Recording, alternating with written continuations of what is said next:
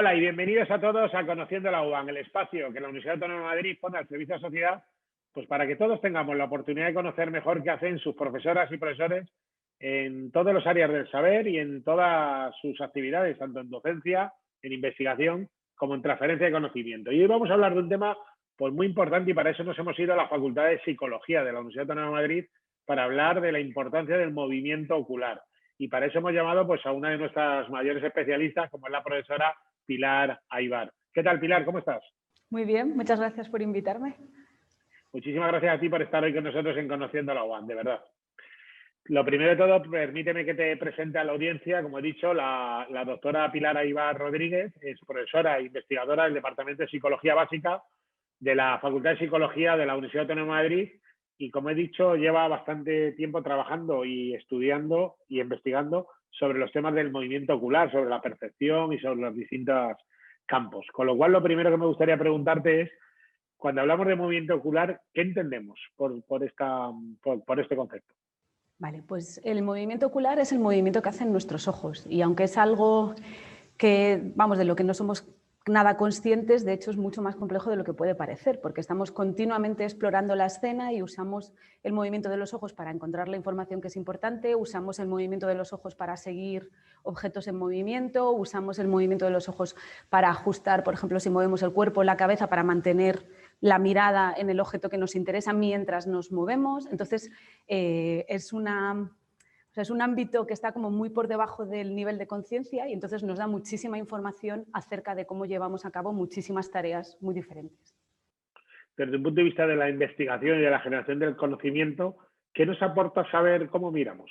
Vale, pues para mí es un tema muy interesante porque tiene mucho que ver con los procesos de percepción y de atención. Nuestro ojo es un órgano muy preciso, pero tiene una peculiaridad que también tienen otros ojos de otros animales, que es que tiene una zona de altísima agudeza, que es lo que llamamos la fóvea, pero que tiene un tamaño muy pequeño. La medida es como el tamaño del pulgar cuando estiras así el brazo, o sea que la zona de máxima agudeza es muy pequeñita y conforme te vas alejando en la retina de esa zona de máxima agudeza, cada vez ves peor los detalles. Entonces, todos los animales, y nosotros también, que tenemos ojos con esta especialización, usamos el movimiento ocular para colocar la zona como de máxima resolución de nuestro ojo en el sitio correcto para extraer la información. Entonces, aquí lo que ocurre es que la conciencia nos traiciona, porque cuando tú abres los ojos te da la impresión de que ves absolutamente todo con el mismo nivel de detalle, cuando en realidad ese detalle que tú percibes es más una reconstrucción que tú estás haciendo de esa información que estás extrayendo cada vez que mueves los ojos.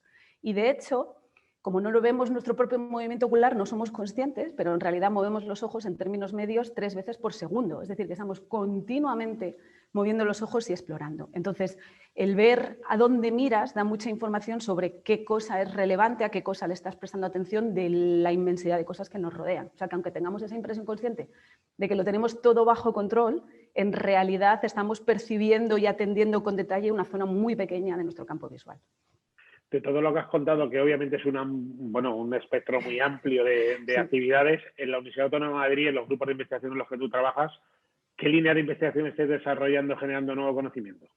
Vale, pues yo he trabajado, gracias a algunas estancias de investigación que he tenido y financiación nacional y también de la Comunidad de Madrid, he trabajado principalmente 3 líneas. Una, con unos colaboradores de la Universidad de Texas usando realidad virtual para analizar ese patrón de coordinación del movimiento ocular con un proceso ya más motor, es decir, que la gente deambulaba en una habitación de realidad virtual y entonces registrábamos dónde miraban, en qué momento y cómo eso se enlazaba con el resto de movimiento y de acción que estaban llevando a cabo. O sea, que era una manera de ver la conexión entre percepción, atención y acción a través del movimiento ocular, ¿no? De qué cosa es relevante en qué momento. Aquí en la facultad no tenemos realidad virtual, pero sí tenemos unos cuantos aparatos, unos cuantos eye trackers que nos permiten registrar el movimiento ocular y entonces hacemos muchas tareas de tipo atencional, que son tareas más sencillas porque son tareas que puedes presentar en la pantalla, pero también te dan mucha información acerca de a qué cosas prestas atención y a cuáles no. Por ejemplo, pones una tarea de búsqueda visual con un montón de letras y ves si, por ejemplo, haces una selección basada en el color o basada en la forma o si que algo esté en la escena te ayuda en los siguientes ensayos o no. Entonces tenemos varias líneas de trabajo en eso, con tareas de búsqueda visual y registro del movimiento ocular, y luego también he hecho alguna cosa más de coordinación visuomotora con mis colaboradores de Holanda. O sea que tenemos varias líneas y el movimiento ocular es bastante común en todas ellas. Profesora, de estas investigaciones salen resultados. Nos gustaría, si nos podrías destacar alguno, también para que la sociedad, para la gente que nos esté viendo y escuchando en este vídeo, entiendan que al final en la universidad generamos un conocimiento en cómo se puede aplicar al final todo esto en la sociedad. Vale, pues el tipo de trabajo que hago yo y que hacemos en nuestro equipo es muy básico, es decir, que normalmente lo que hacemos es coger tareas sencillas, eso pues por ejemplo algunas que puedes presentar en el ordenador y ver exactamente qué es lo que hacen los participantes, cómo exploran, cómo encuentran la información, qué factores son relevantes, etcétera, etcétera. Pero esta información es muy útil en el ámbito aplicado porque cada vez hay más líneas y más grupos que están mostrando que, por ejemplo, algunos trastornos clínicos tienen o muestran digamos, alteraciones en el control del movimiento ocular. Por ejemplo, tanto en esquizofrenia como en autismo se ha visto que para ciertas tareas el patrón de exploración con el movimiento ocular es diferente al que hacen los sujetos que no tienen ninguna patología. Es decir, que hay algo en ese proceso perceptivo atencional que no está funcionando bien. Entonces, necesitamos saber, en primer lugar, cómo llevamos a cabo estas tareas, digamos, en población normal, para después poder usar tareas similares para evaluar población clínica y, por ejemplo, tener, o sea, una de las cosas buenas del movimiento ocular es que lo podemos medir incluso en niños y en bebés. Es decir, no necesitan tener lenguaje, no necesitan tener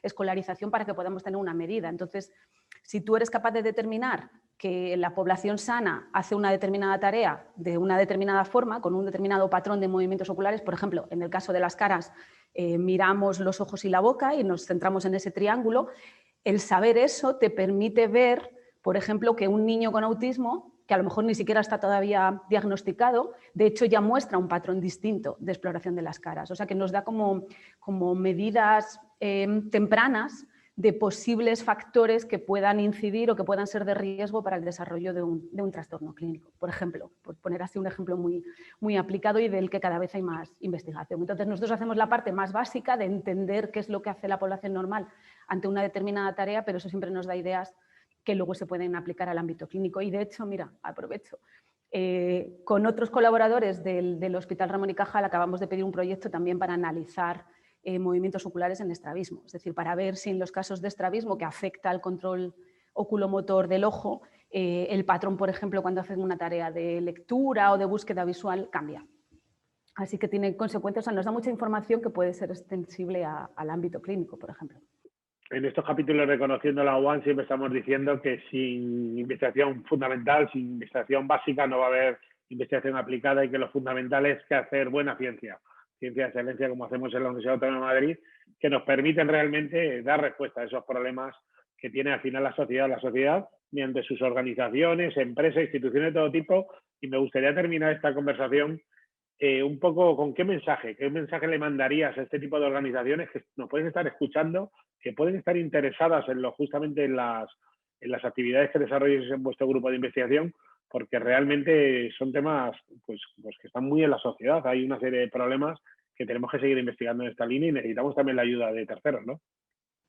Pues yo diría que necesitamos una apuesta por este tipo de investigación. Es decir, que yo tengo la impresión, o sea, en los últimos años cada vez es más difícil conseguir fondos para investigar y muchas veces cuando ya tienes los aparatos y demás tampoco requieres una inversión muy grande, pero el partido que le sacas, o sea, el poder tener ciertos fondos para poder ir a congresos, para poder hacer estancias, para poder estar en contacto con tus colaboradores, para formar a tus doctorandos, esos fondos le sacamos muchísimo partido y cada vez son más difíciles de conseguir, lo cual nos dificulta mucho el día a día a todos nosotros y además da la impresión de que se priman como las cosas que tienen como un impacto muy automático frente a cosas que requieren muchísimo más tiempo. Y, por ejemplo, uno de los problemas ahí del tipo de trabajo que yo hago es que para registrar el movimiento ocular tienes que ir participante a participante. Es decir, que no, para conseguir los datos necesitas mucho tiempo de registro de los participantes, más luego mucho tiempo de análisis de los datos, de filtrado, de limpiar.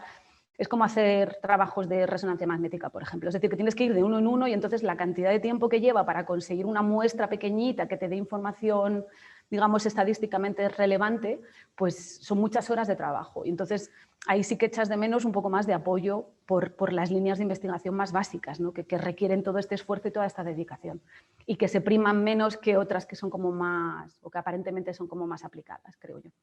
Pues a aquellas organizaciones que pudieran estar interesados, bien dirigiéndose a la profesora Ibar o bien a la Fundación de la Universidad Autónoma de Madrid, estaríamos encantados de abrir esas primeras conversaciones para, bueno, a lo mejor en el futuro podemos hacer proyectos y ciencia de forma conjunta. Profesora, me gustaría darte la última palabra para que cierres esta conversación como mejor tú consideres. Pues nada, muchas gracias por la invitación. Aprovecho también para agradecer todas las fuentes de financiación, porque sí que es verdad que he disfrutado de una estancia José Castillejo, he disfrutado de becas del Ministerio, he disfrutado de ayudas de la Comunidad de Madrid y de la Universidad Autónoma. Entonces, bueno, uno siempre querría tener algún apoyo más, pero estoy muy agradecida por todos los que he conseguido a lo largo de mi carrera. Y también a todos mis colaboradores de la facultad. Estoy en 2 grupos de investigación y la verdad es que es uno más centrado en cuestiones de percepción y acción y otro más centrado en percepción y atención, y la verdad es que es muy enriquecedor lo de trabajar con los compañeros y las compañeras y tener espacios de discusión. Así que... Doctora Pilar Aybar Rodríguez, profesora e investigadora del Departamento de Psicología Básica de la Facultad de Psicología de la Universidad Autónoma de Madrid, que hoy nos ha hablado pues, de un tema que a mí me ha parecido apasionante, como es el movimiento ocular, y hemos aprendido seguramente mucho todos. Muchísimas gracias, Pilar, por haber estado hoy con nosotros en Conociendo la UAM. Gracias a vosotros. Y a todos ustedes les espero en la próxima entrega de Conociendo la UAM. Hasta la próxima.